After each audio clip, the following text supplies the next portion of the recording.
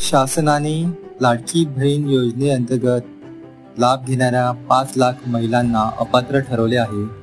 दिनांक 28 जून 2024 व दिनांक 3 जुलै 2024 रोजी जे शासनाचे निर्णय होते त्यानुसार अपात्र ठरणाऱ्या महिलांना मुख्यमंत्री माझी लाडकी बहीण योजनेतून वगळण्यात येत आहे.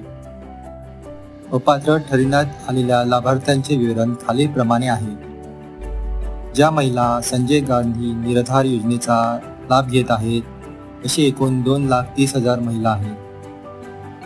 ज्यांचे वय 65 पेक्षा जास्त आहे अशी महिला 1,10,000 आहेत.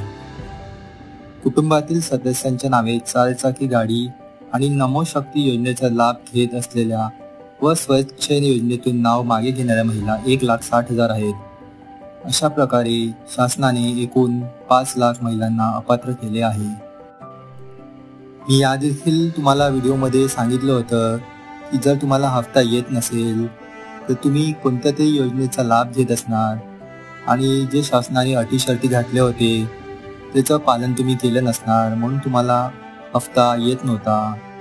जरी माहिती तुम्हाला महत्त्वपूर्ण वाटली तर जास्तीत जास्त लोकांपर्यंत शेअर करा. व्हिडिओ पाहण्यासाठी आपला धन्यवाद.